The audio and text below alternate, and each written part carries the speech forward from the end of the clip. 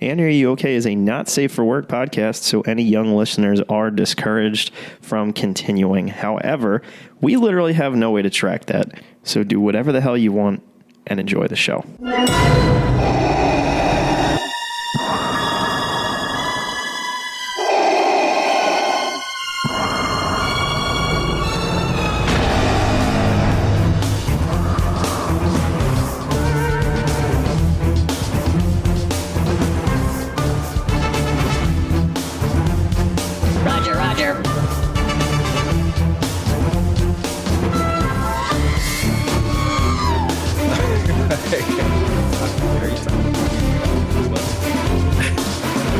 I love how I don't know if it like takes it me to record, but I was in the middle of drinking my drink, so my little profile icon at the top is just me chugging. I see it. Yeah, I think that I don't know when it does it, but that like re-uploads like every couple minutes. Like it'll be like it'll be like a different thing later down the road.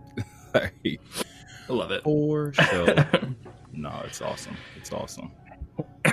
Good old Riverside. They just need to just bring. Matt, does it feel like? Yeah, for real. Does it feel like Christmas to you? Do you feel? I mean, it feels like 420 on Easter. That's what so it's a gift that keeps on giving, you know.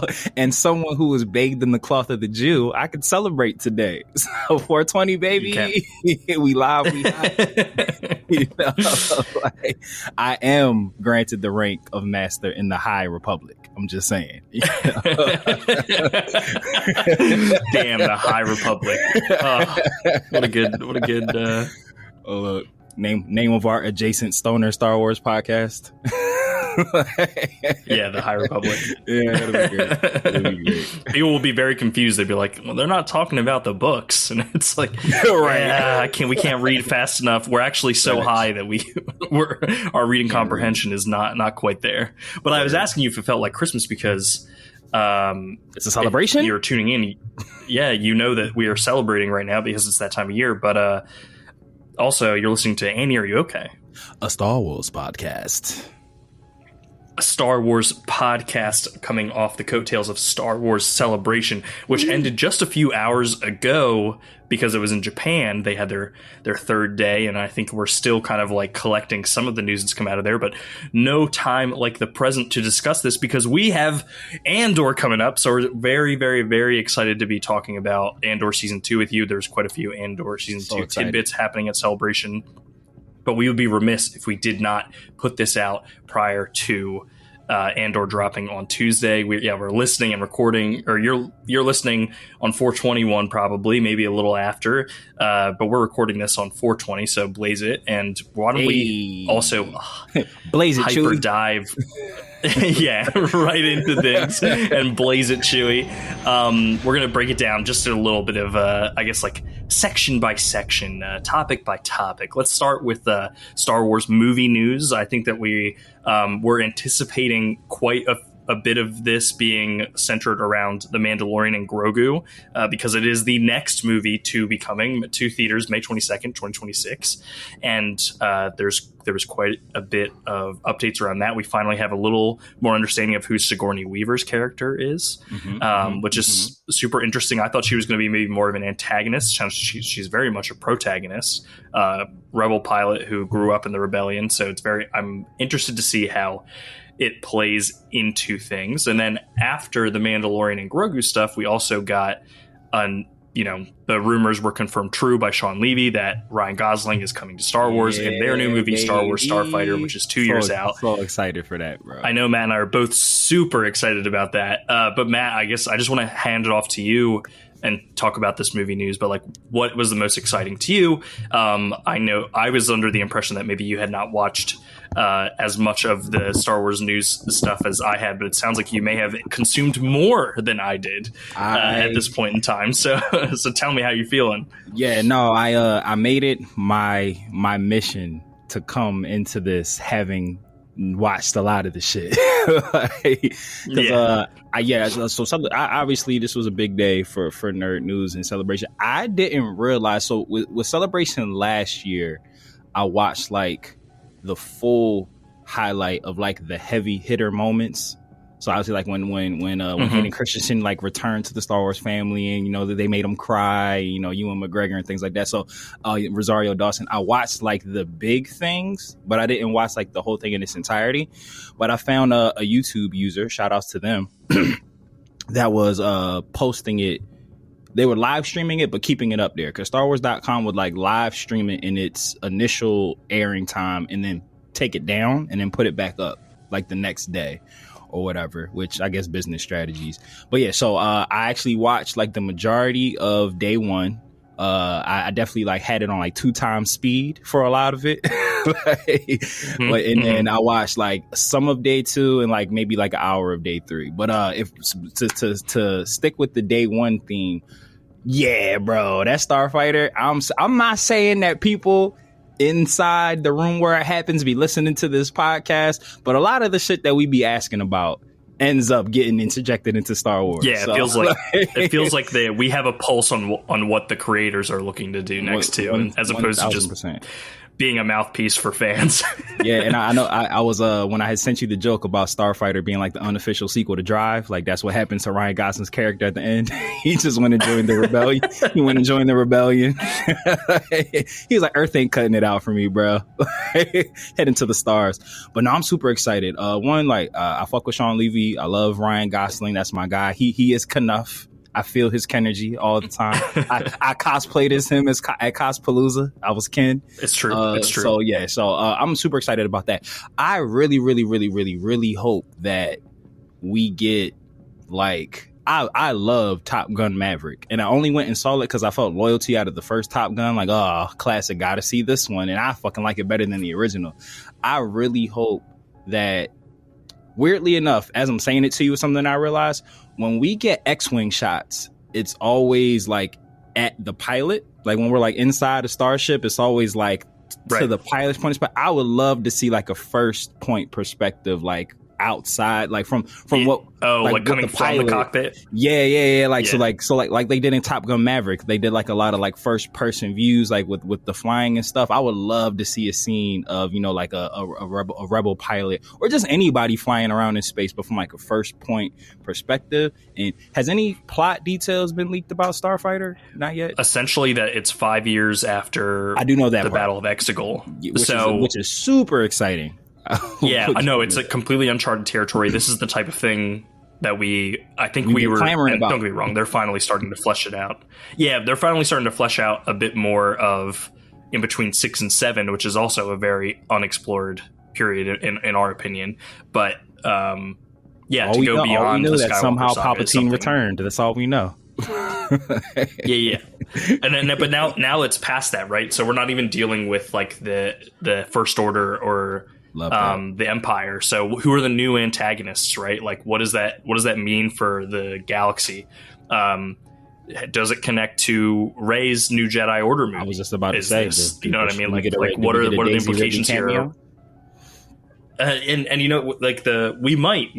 There could be a plan here to connect some of those stories, and I'm fine with that. I think if you're going to be playing around in the same time frame, like that makes sense to me. And I know we beat this drum a lot recently, but I just want a good story. And it sounds like, and you and I were texting about this a little bit, adventure was a word that was brought up a lot throughout the whole like movie, like the whole movie kind of reflection in terms of like when they were sitting down with the hosts of Celebration and having those like talks and by the Mandalorian Forge and everything. They were really like talking up about how like, yeah, we want this to be an adventure that like you want to go to the theater for. And to me that plays into the fact that it's like they're telling stories that warrant them being movies and not TV shows.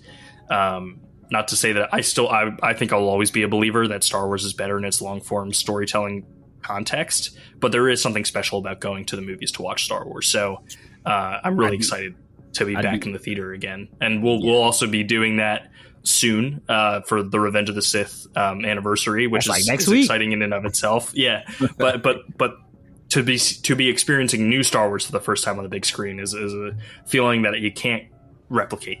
No, I agree, and I'm super.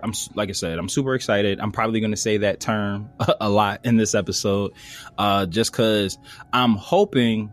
Well, let me ask you a question, because I did something that I noticed that I wonder if you picked up on, that kind of leads me to like a conspiracy theory that I don't know if I want it to happen, but I don't know if I'd be upset. So Ryan Gosling was wearing a very particular hat when he came out about, never tell me the odds. Yeah. And I could be reading too much into it, which I tend to do with my fan casting on things, which I be feeling like the shit we come up be better than what we get sometimes, if not most of the times. But when asked about the hat, it did seem like there was kind of like a bit of I don't want to give away too much thing. Do you think that hat was kind of like an Easter egg for something maybe like as crazy as like a bastard son of Han Solo, like or type thing, like like some say he was a scruffy looking nerd herder going through the galaxy. Interesting take. Like, I just felt like that would be very like interesting the energy take. Maybe I think we have a delay. My bad. Oh, we 100% have a delay because it's my fault. It's the internet, but I do think that that could be a fun little play on. I'm not going to count that out completely. Maybe he just happens to be the new pilot of the Falcon. That would also be that's awesome. possible too. So the reason why I would rather him. Yeah, the delays is bad this time. But I was gonna say the reason why I asked the question is to kind of go along with what we were talking about Daisy Ridley's Star Wars thing. I kind of just want this to be about like star pilots. Like I don't really need it to be a part of like the Skywalker like continuity. I agree. Like, but I wouldn't necessarily be upset if it's like illegitimate son of Han Solo making his way through the universe, like type time. Like, I mean, shit, we got the Blade Runner sequel with Ryan Gosling and Harrison Ford. I'm just saying, like, it's like there's things there, like there's something there, like. But no, we'll see. I hope it has nothing to do with like I said, like the Jedi Order, the Sith, everything. I do hope, and it does seem like with Sean Levy's like excitement, like. I feel like he used trigger words that we've used in episodes of Annie, just talking about like, it's a gigantic galaxy. Let's explore more of it. There's so many untold stories for the people that were like living during this fictional time. And so I'm positive. I'm hopelessly optimistic that it is like just a Star Wars story that we already know it's in a new timeline, which is super exciting.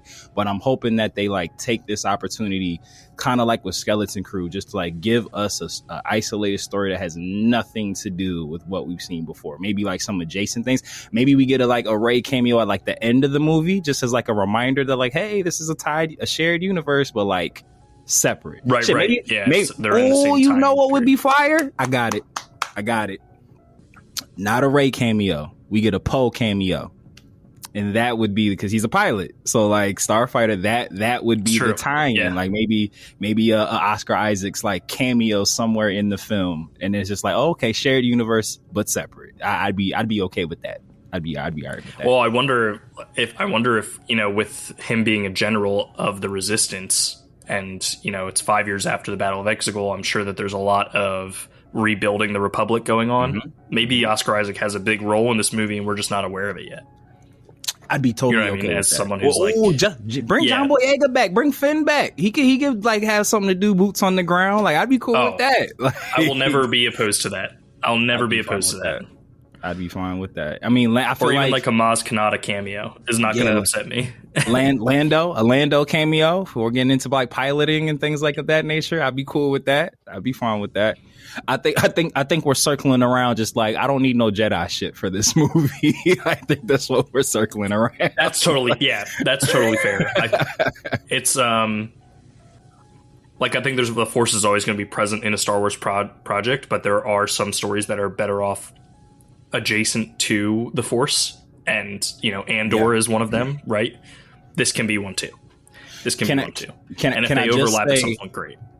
I do just want to say that I feel like it's always really awesome, and you see it a lot in sports, but it's always really awesome like when you're like aware that you're like watching a moment that's about to like be like a forever memory, or like people will talk about this. Like I don't know if he coined it, but I've never heard anybody say it, and I kind of love it.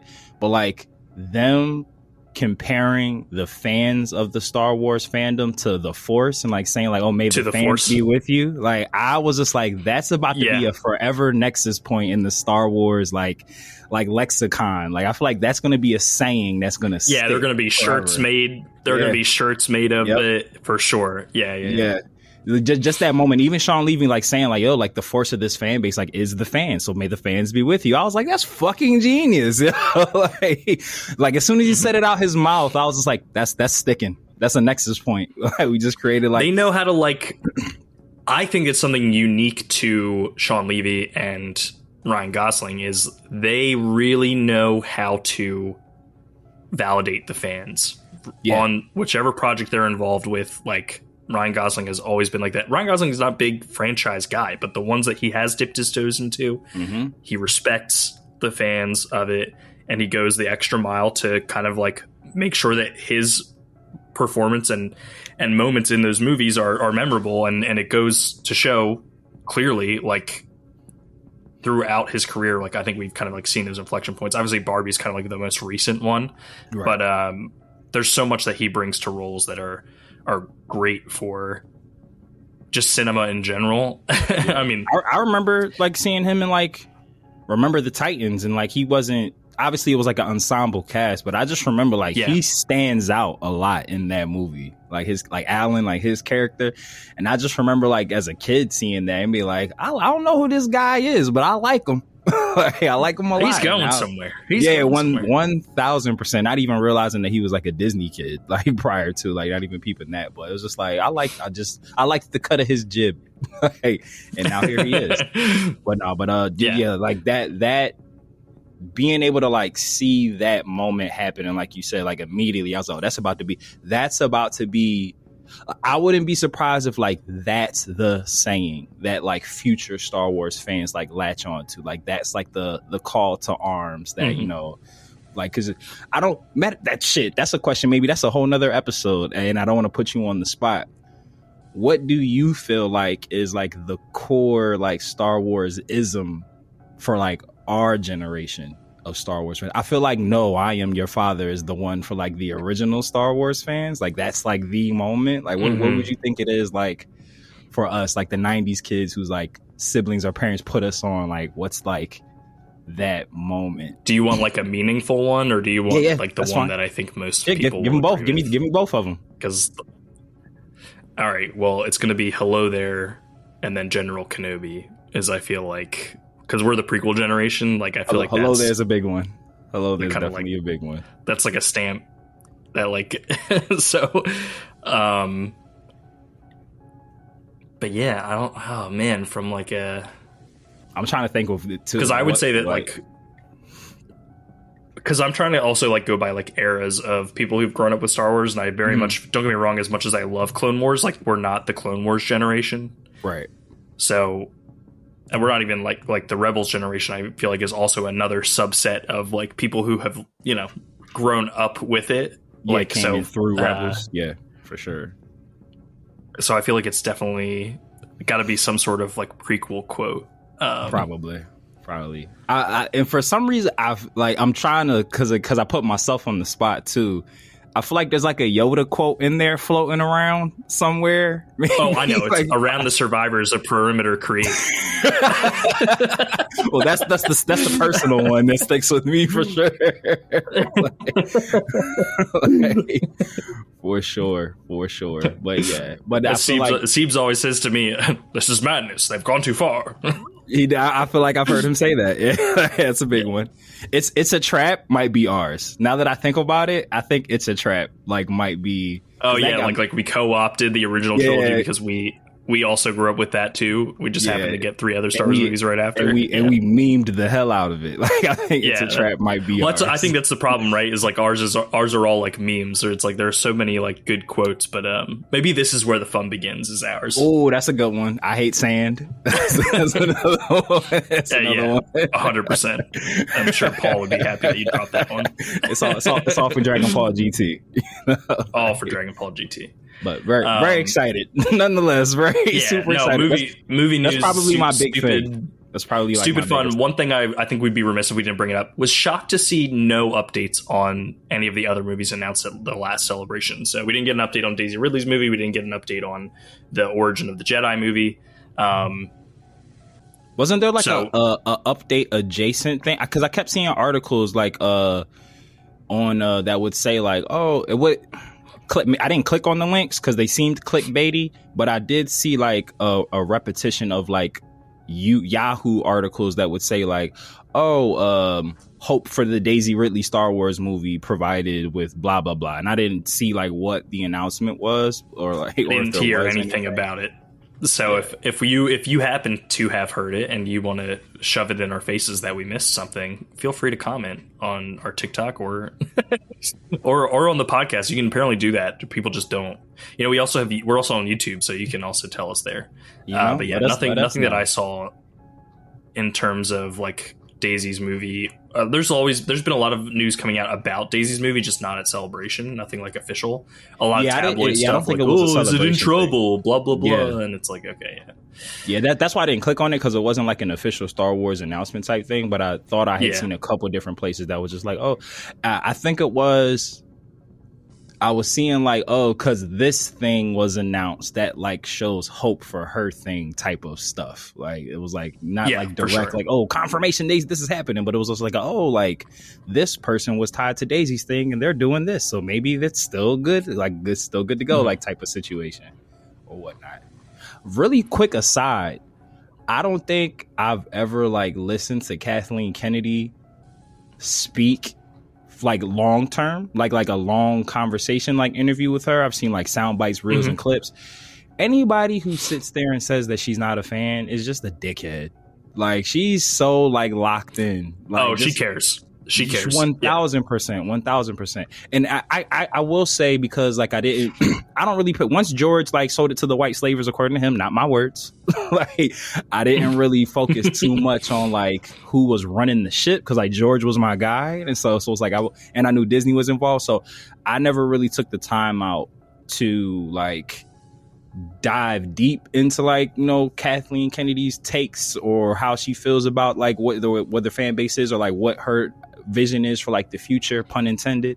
But I also was just like, I'm enjoying all the shit that's coming out, and if she's the president, and she has to be a part of the things that I like. So I don't know why people hate her, but watching her talk at Celebration, like during her interview, I heard like the fan in her. Like I could like see like shit that she was talking about. Like it wasn't just like the big giant Hollywood money making thing. She was talking about like smaller projects that were coming out, and she was super excited about it. I was like, damn, she is a fucking Star Wars fan. Let's go.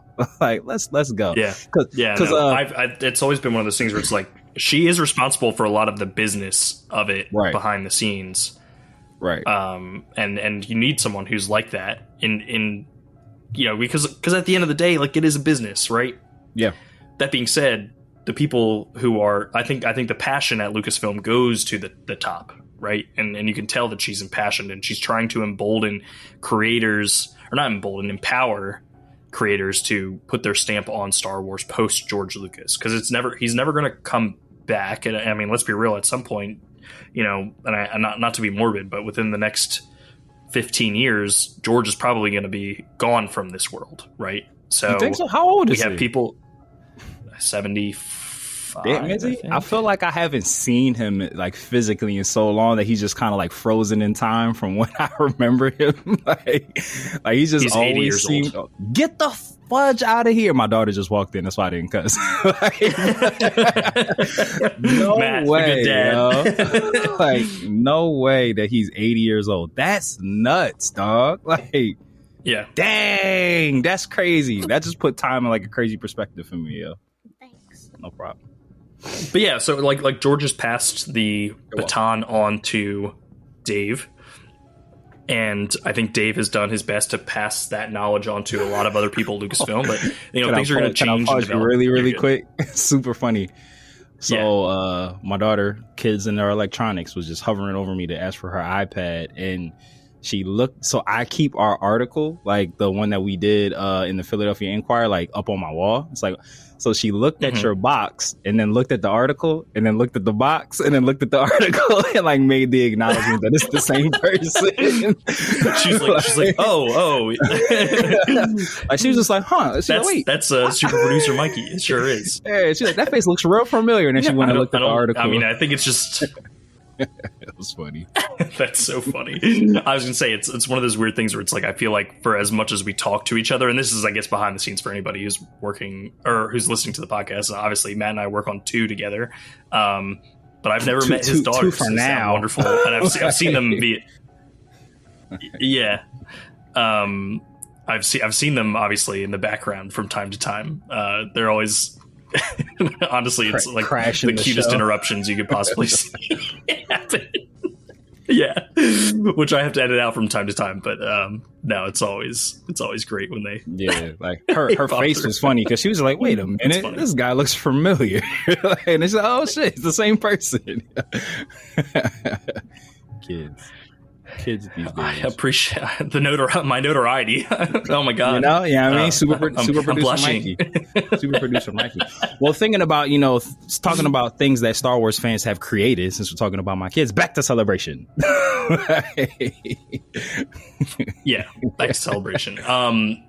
So yeah, I think we were pretty wrapped up on the movie front. Did you want to move on to some of the show announcements that we have going on? Yeah, for sure. Because I feel like nothing new from Grogu, Mando and Grogu. I don't feel like there wasn't anything that was just like, oh, new thing that I didn't already kind of think was happening or know about. So it's like, yeah, other than it's coming. They talked a lot about Zeb being in the movie. That I did see, which we said, which we said, like if Zeb's going to be in there, might as well get the whole Ghost crew together, bring them all back. Like, why wouldn't? Sounds like they aren't, but we'll talk about that. We'll talk about that in this upcoming segment. Why bury the lead, right? So there was an Ahsoka season 2 panel. Yeah, buddy. We did not get to see the trailer, or there wasn't really a trailer. It was more like a sneak peek with a bunch of concept art, apparently, that was shared with the people who joined the panel. Picture? I did. Okay, so this is something that we're not going to dive super deep into this because there is literally a whole article on Lucasfilm about it. I would encourage you to go read it. Matt and I are going to do a whole separate recording about that news. But one of the things that I did want to bring up really quick was just in their like roundtable, not at the panel, but the roundtable that they brought out and like on the celebration stage, had talked about how there is a war that is going to be very present in season 2 of Ahsoka in the known galaxy that we're talking about. And that Ezra and Hera are going to have much bigger roles to play and Thrawn in season 2, while we have, Sabine and Ahsoka and Baylan and Shin all on Peridia. So I do think that it's an interesting dynamic that they're building up there, and that there's going to be a lot of story to tell. And it also kind of shocked me to hear this, but like I guess a season 2 of Ahsoka wasn't like always in the cards, which to me just sounds crazy, absolutely batshit crazy. Yeah, like I had assumed that it was like part of right. It was like always part of their plan, I think, to keep these like pieces rolling, and that it was a very much a continuation of the Mandalorians, of what the Mandalorian started essentially. So definitely want to dive in further with that before we move on. Matt, any just like big takeaways from kind of like what they had discussed with Ahsoka and maybe seeing some of that concept art? I remember we had talked about it before.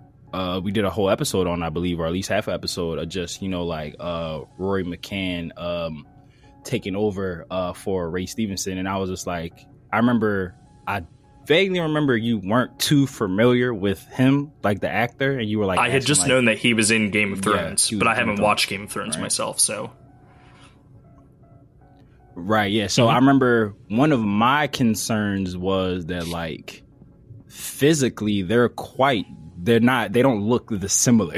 Like outside of them being Caucasian men, like I didn't feel like they aesthetically like matched for it to be like a 1-to-1 transition. Like, oh, okay, recasting, we get it, whatever. But seeing this picture, I'm not mad.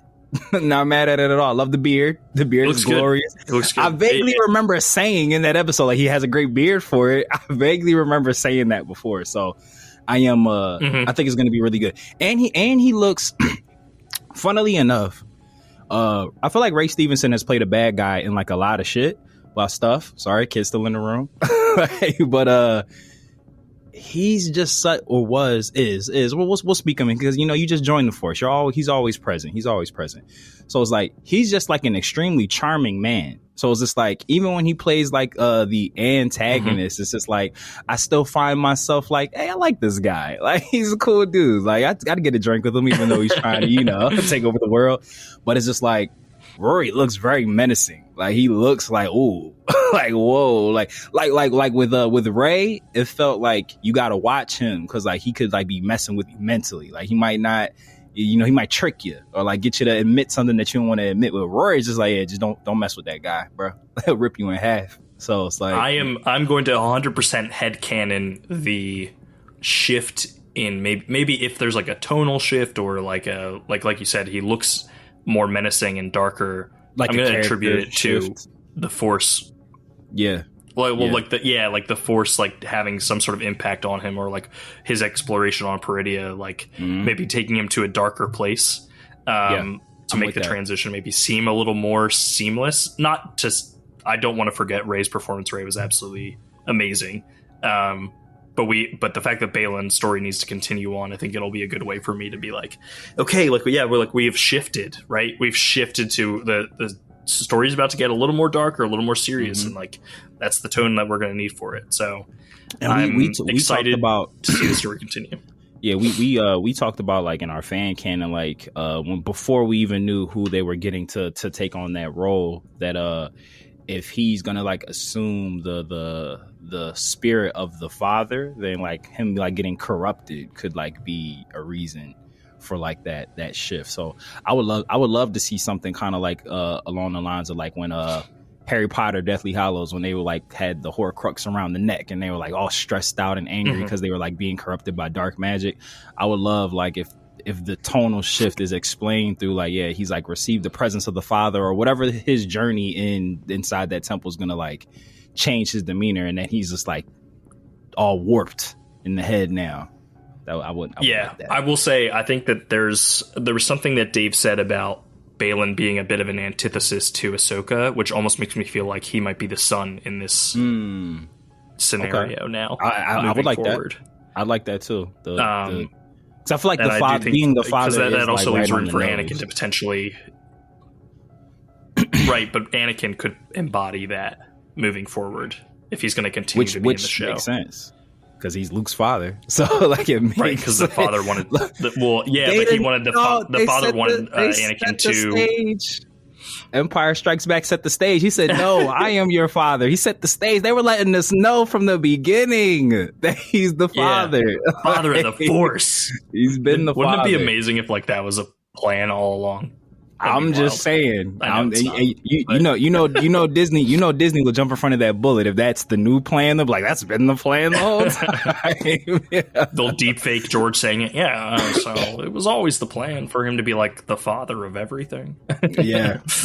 But I now that you said that, I kind of would prefer that because I feel like Balin being the father is very on the nose. Like it'd be like, oh yeah, okay, of course that makes sense. But so yeah, I would. Him being the son and like becoming like the rival force to Ahsoka, I would like that a lot. I would like that. And Anakin being the father, I feel like it's sweet justice for all the people who feel like a prophecy read wrong could have been.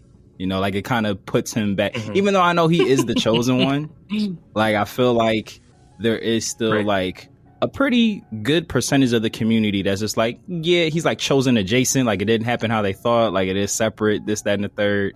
But I feel like him being the father would be like, oh, okay, this is what they meant by him being like the chosen. Yeah, like even though George has like explicitly come out and been like, no, Anakin was the chosen one, there's so many people who are like, no, but like he kind of shares it with Luke, and I'm like, exactly. If that's how you're interpreting it, I'm not gonna shit on you, even though George said otherwise. It's fine. This is I see where you're coming from. Right. The Force reacts differently, you know. Exactly. Like you had to send Ezra to a completely separate galaxy for Luke to be able to come in and be the strength of the rebellion. So Exactly. But yeah, it would be like a nice cherry on top for the chosen one. Like, oh shit, he's been the father this whole time? Let's go. Love that. Which would make sense as to how he was born out of midichlorians, like with no father, if you go by the immaculate conception theory. Because I know some people are like, oh, he was put there. Oh, he does have a dad. It just doesn't matter. Like type thing. Yeah. So I thought it was interesting that outside of the Ahsoka 2 news, we didn't really get other live action show updates because a lot was focused on Andor, which is right around the corner. I'm actually, and if this is cool with you, Matt, there's not much I want to talk about with the Andor stuff because I think we're going to be covering it like crazy over the next few weeks. So we're going to move on to some of the animation. We'll definitely be talking about animation, but I don't want to lose track of this. Light and Magic is getting a second season. If you have not watched, I was about to say, which one was that? The Industrial Light and Magic docu-series that showed the Light and Magic kind of like coming up through. It really starts with their inception when they started working on the original Star Wars film, which was later dubbed A New Hope. But then it goes through how they've changed the industry from a special effects standpoint. And in season 1, they go all the way up through essentially like Jurassic Park. So T2 and some of the like inceptions of CGI and stuff like that, but they talk a ton about all the claymation and the separate stuff and the matte paintings and everything that went into creating the aesthetic of Star Wars and so much more as they like became the staple special effects company in Hollywood. And Light and Magic season 2 is very much going to be focusing on the prequels and how it was a completely separate era of movie visual effects. And if you have not watched the original series, I highly, highly, highly recommend it. If you like seeing, about to say I haven't. If you like seeing how movies are made, Matt, when you turn it on, you won't be able to turn it off. Bet. I'm not kidding. Like it's that good. So I'm super excited for adding it to my watch list now.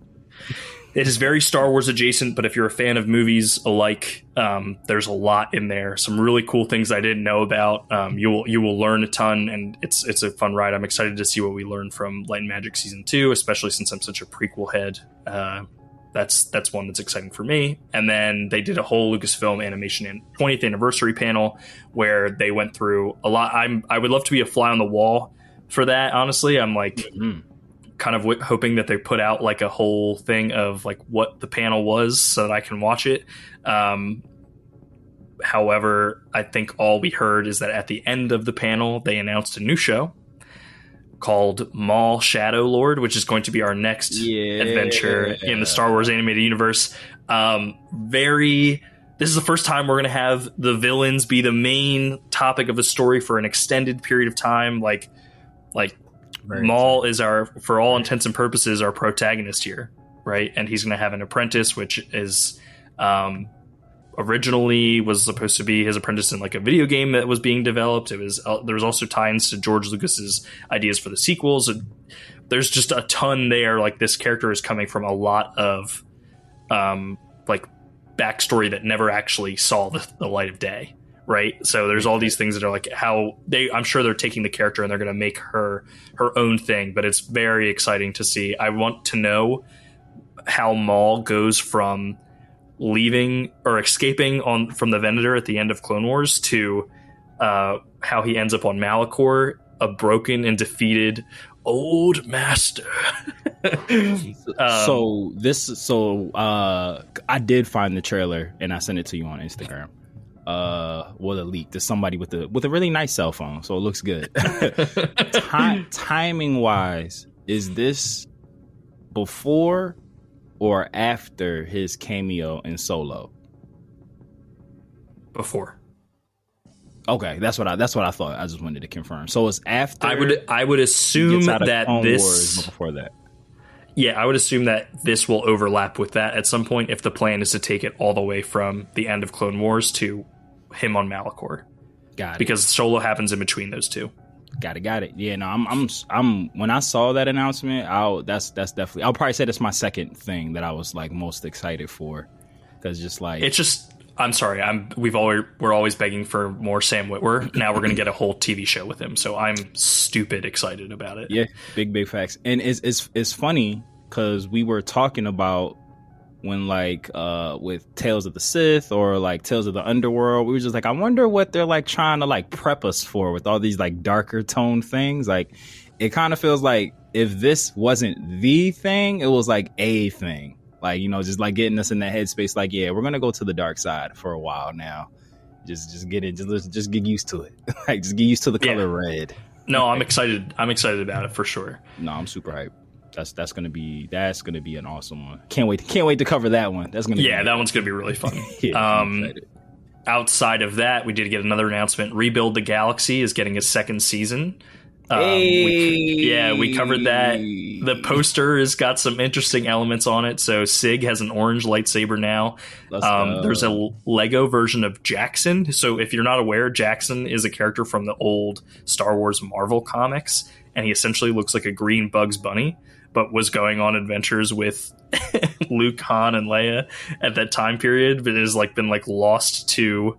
Like, it's one of those things that like is like in Legends and that has like subtle nods to it throughout canon. But the fact that they were actually pulling him into Rebuild the Galaxy is super fun. There's like a big Chewie like that's built out of bricks, and then a Brickhead's Ahsoka who will be voiced by Ashley Eckstein. So she's coming back to Star Wars. Just some crazy weird things. I'm excited to see how it plays out. Like, is there a whole planet of Brickheads? Like, just a weird little like thing to be adding in there. But Matt, I know you were a pretty big. I was surprised by how good it was. I think you were too. Correct me if I'm wrong. But yeah, it was a great. I'm sure we'll cover it when it comes out. Yeah, no, I'm excited for that one. Yeah, same with you. Same like what you were just saying. I remember us both like sharing in like combined excitement with like how good it was. Like we knew it was going to be fun. It was like, oh no, this shit is amazing. Yeah. Mm-hmm. So no, I'm very hyped for season 2. I'm super excited for that one. That's going to be we're going to be busy. We're going to be booked. We are going to be busy. We're going to be especially busy with this news that we all know that Visions Volume 3 was coming.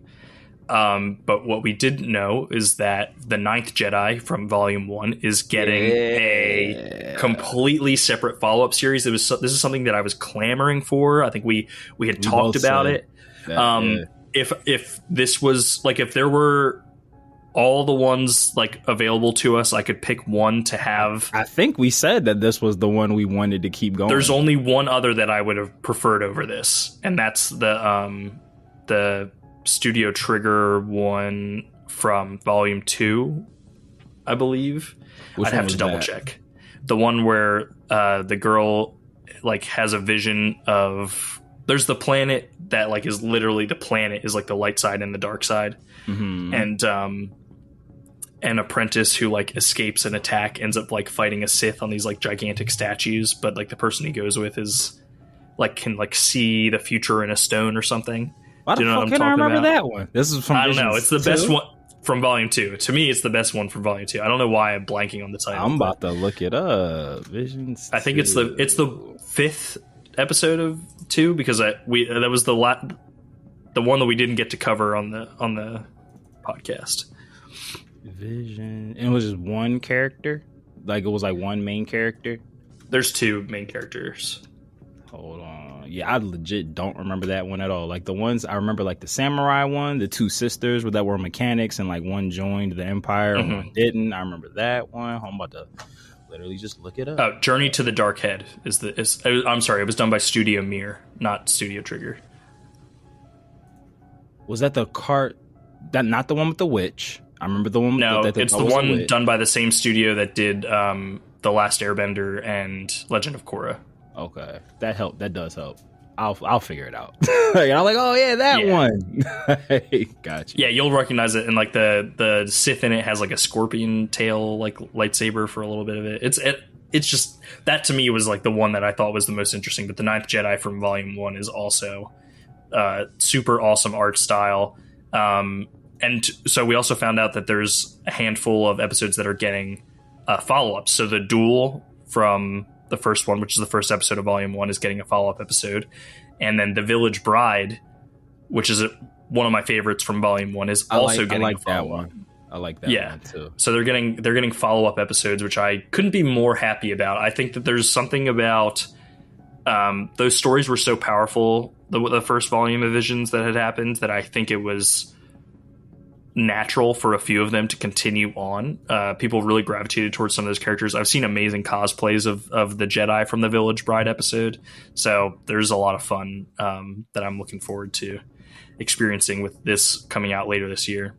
Yeah, I might just have to watch Visions 2 back again, because I'm legit remembering all the ones except the one you're talking about. Oh, dude, that's the best one of the bunch, I think, in my opinion. So is it the one? So I remember the one that I really, really, really liked from Visions 2, and it might be the one that you're talking about. It was like a CGI animated, and like it was a girl. It was two Siths, and like there was like spray paint a lot, like the colors were like that's the first one. Yeah, it's a cool style, but no, it's not the one I'm talking about. Not that one. Yeah, I'm gonna just have to watch it again. Which ain't no problem. That's right. Fine with me. We're always doing it. So that's fine with me. But yeah, no, Visions, they've knocked it out the park 2 years in a row, so I have no concerns that I'm gonna thoroughly enjoy it again. But yeah, that Ninth Jedi one, I just remember us watching that and that being like, yeah, fire. Yeah. And it's also one of those, like the fact that we're getting just a spin-off in general of one of these stories to allow kind of like Japan has been a big influence. That's why Celebration was at Japan. Japan's been a big influence on Star Wars as it is. But to have that be able to continue in a way that we have like a whole maybe new audience who is maybe gravitating towards it more as anime is getting more culturally relevant. Like for all we know, the Ninth Jedi could be someone's introduction to Star Wars, right, based off the fact that like we're getting an anime now that's focused on it, and it could open up the avenue for more Star Wars anime to be present, which I would very much welcome. Yeah, for sure. And we've talked about this ad nauseum. Like it seems that they've really like hit their stride with like the animated stuff. Like that's some of the best things, or has been some of the best things for like a while now at this point. Absolutely. So, Visions 3, and that would probably be like my third thing that I'm most excited for. So yeah, those are like my big three, because those Vision series are always awesome. Like, and just like getting, kind of going back to what we're talking about with like Sean Levy and Ryan Gosling's movie, like we've been in such like a comfortable pocket with Star Wars for so long, as like getting to see like different people's like interpretation of like the galaxy far, far away is always like really awesome. Because I feel like, and I feel like we do, I know that I do this for sure, like when you're, I won't say stuck, but when you're inside of like the same universe for so long, I feel like you just start imagining other things. Like, oh, like what if we did this, or like what if we did that, or wouldn't it be cool if this happened instead of that? And I feel like Visions like makes that a reality. Like it's just 100%. It's like love it, loving it. It is kind of Star Wars. Well, I guess Rebuild the Galaxy is Star Wars What If, but like this, there is an element of What If to it that I think is a nice companion series. It doesn't have to be as serious, it doesn't all have to like fit into some canon. Like it's fine to have these things that be like tall tales and adjacent stories that just happen to be in someone's vision of the Star Wars universe. So right. I very much enjoy that. Outside of that, the only other show update we got is that Young Jedi Adventures is getting a third season. Obviously, I didn't know that they got past the first season. It's a younger audience show. Like I'll kind of like, it's akin to I've seen like Spidey and his season 1. Yeah, Spidey and his friends. Amazing friends. Spidey and his amazing friends or some shit. Where they got big heads. Like, they all got big exactly. heads. Yeah, this is the Star Wars equivalent of like that on Disney Plus, and I think from what I have seen, it's an interesting show with definitely one of those things where it's like targeted at teaching young kids lessons. Which, if anything, that is what Star Wars is at its core, right? It's about teaching people lessons as you go through it. Certainly not something that I think is targeted at us, but it takes place in the High Republic era. So maybe one day Matt and I will blaze it and watch Young Jedi Adventures in its entirety, and then do an episode. I mean, we still have to do Jedi Temple Challenge with Siege. That's true, bro. That's true. So I'm down, dog. Someday we'll get to these series. That's gonna be our We'll get to these like series. Grand ideas that we have someday. I mean, look, we working. We got some shit bubbling underneath the surface for sure. Oh, for sure. Things might start to look a little different around here. I mean, I'm just saying. I'm just saying, changes could be coming any minute now. Any minute now. Any minute now. They could be coming any minute now. Any minute now. Changes could be coming. Annie. Just Annie. Just Annie.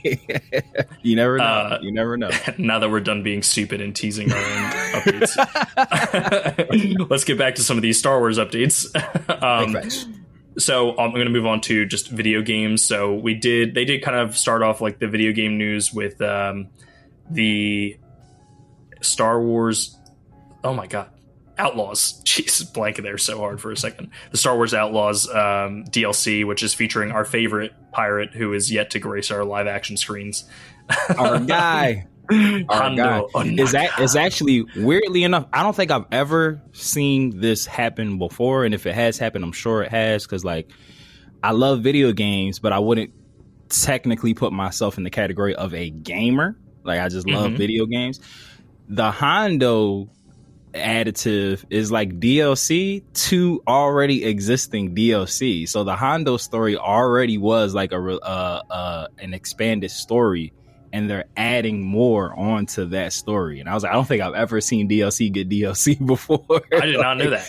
The Pirate's Way, what's it called or something like that? It's like a Pirate's Fortune. Yeah, so that already exists. The Pirate's Fortune mission already exists. I don't know if it was a release day thing, but it was definitely close to the original release, and they're adding to that story. So I guess it was really good. I'm not gonna yuck anybody's yum, and we could totally cut this off, but so there's a demo that came out of Outlaws. I know we were super hyped for it, and then life happened and neither one of us just got to it. I played that demo. Game fucking sucks, though.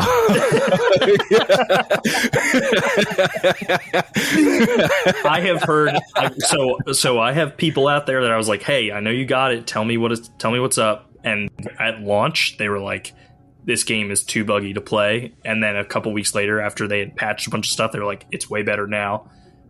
I don't know. I've heard that too. That it's better. Yeah, because they did a major patch, and it's better. You know what it is? The choices of controls are very strange. What is weird, bro? It's so weird. So just to, I won't get stuck here, but just to set the stage. So typically, if you want to open a door or check a loot crate, usually it's square. It's that button or one of the face buttons. Nah, to interact with things in Outlaws, you have to click the R3 button. That's the button to open things. That is weird.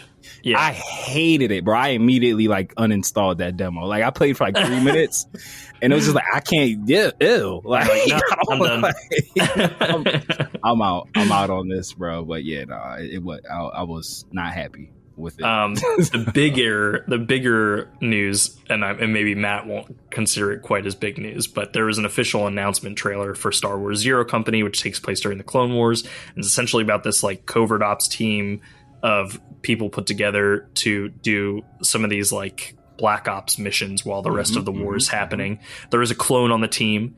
There's a Jedi on the team. There's an Umbaran on the team, which I think is really interesting considering the Umbarans were on the Separatist side.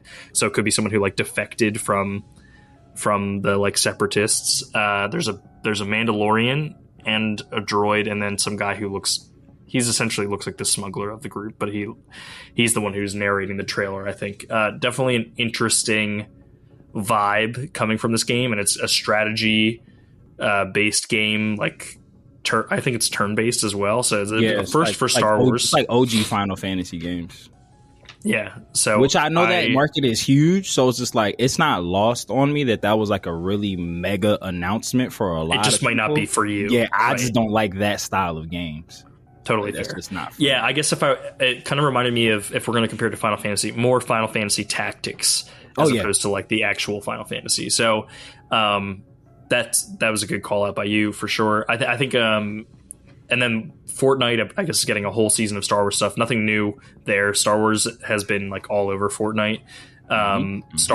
Monopoly Go is getting a Star Wars expansion. So if you do that, great for you. And then this is an underrated one, something that not as many people have access to. However, if you do, MetaQuest is launching more Tales from Galaxy's Edge type stuff.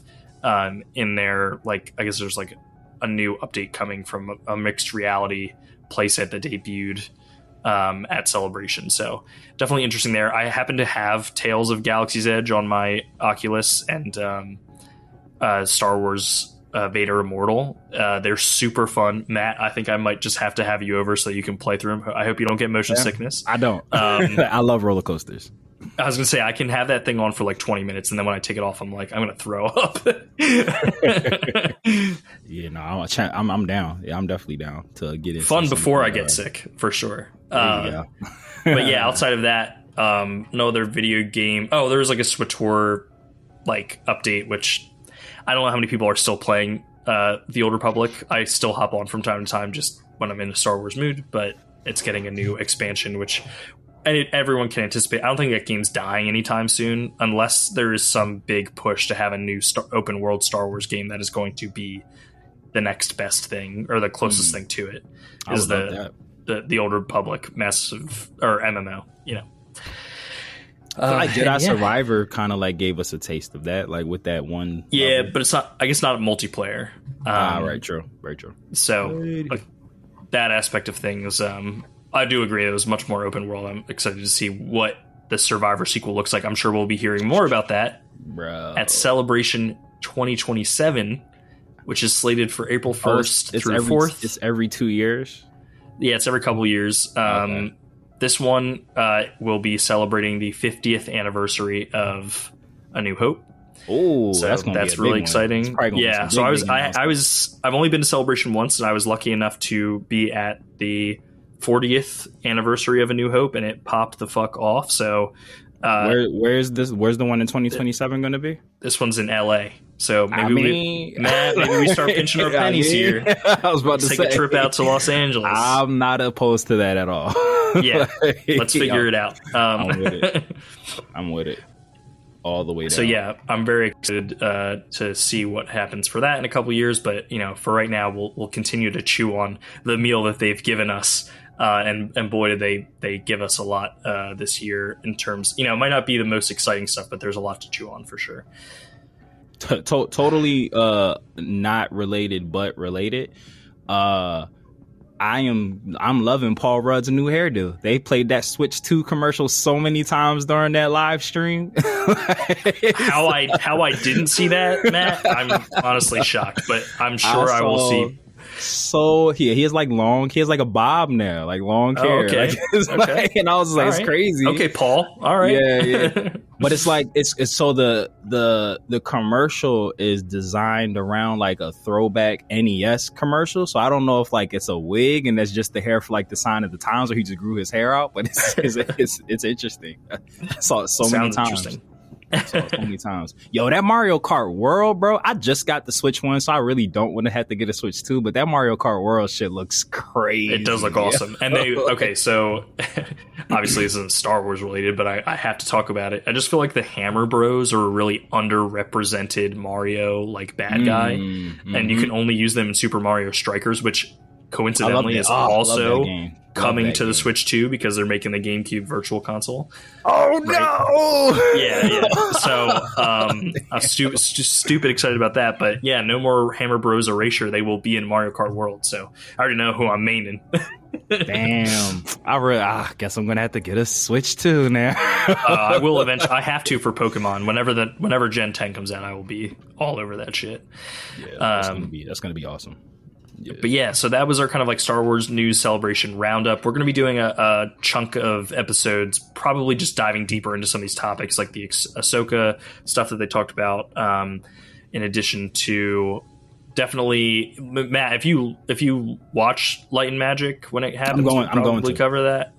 You should watch the first season. Let me know what you think, and then yeah, for sure. I mean, I could be tripping, but I swear it just said on this article that I looked up that it says that it's available to watch now, like season 2.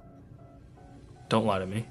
I'm deadass. I'm on the Star Wars site, and I literally was just scrolling through as we've been talking, and I happened to pop up on like the Lights and Magic. Well, I looked it up in one of the articles. Matt, I was gonna binge watch Andor this afternoon, and now I'm gonna watch that instead. Yeah. So it is out now. That wasn't like made up. Oh no. I genuinely am looking all over my screen for it and can't find it, but I do believe you. Somebody lied then. I've been lied to. This is outrageous. It's unfair. It's unfair. Why would they lie to me like this? But no, I'm all right. Well, what a time to be a Star Wars fan.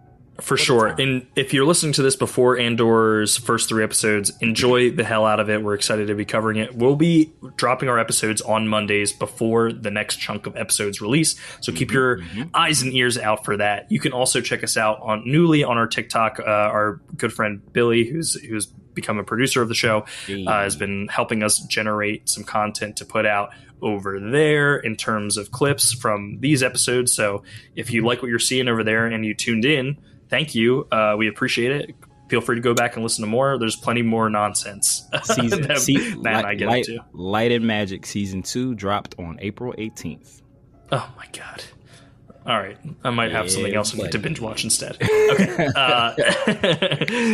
Outside of that, you can also check out our sister podcast, Dragon Ball for Life, which we had teased earlier is kind of a mini hiatus. So not to say that we're not working on things. We got stuff coming. Yeah, we're just... Yeah. We're in the middle of something. For the record, changes are coming any minute now. Any minute. Any minute now. But yes, to all the lifers out there who may be crossover fans, if you weren't before, you will be soon because we about to start merging shit. But yeah, we have some pretty amazing format changes that will just be happening across the team. Nothing's going to change in terms of like Annie, are you okay, or DB4L, but we're the universe is ever expanding and we're taking full advantage of that. So we're real excited about things that we have coming up. And Trav and Mikey will be in the same place at the same time. It's true. They are friends. I swear we're friends. I swear we're friends. If anything, they may have known each other before they knew me. Yes, that's true. Actually, I did know. I met Trav through Ray, the Ruiner, my better half, and you know how things all formulated and worked themselves out. Trav and I love each other. We're just never on camera at the same time. It seems. But it's coming. But we're super excited. But announcements for that will be coming like sooner, very very much sooner. Any minute now. It's around the corner. Do you have anything else you want to cover before we close this bad boy out? Nah, go like our TikToks, share them with your friends, your family. Yes. Tell everybody because we're trying to come up big. It's on the way. The win is coming. Any minute now. Any minute now. Well, for us over at Annie, Are You Okay? I want to thank you for listening. And Matt, if you could close this bad boy out like we always do. I got you. Well, Animaniacs is like we say here in this galaxy that is not so far away. It could be celebration. It could be coronation. It could be ovulation, at which time be careful because that's how kids are made. And then you can't cuss on your podcast because they're in the background. Just make good decisions, people. Or it could be Ray. Life can be Rehoboth Beach, but you've guessed it. As long as there's no sand and or people that wear socks to the beach, Anakin Anita Skywalker will be okay. Should be okay. My man. May the force be with you, Matt. And with you. Later, nerds. Deuces.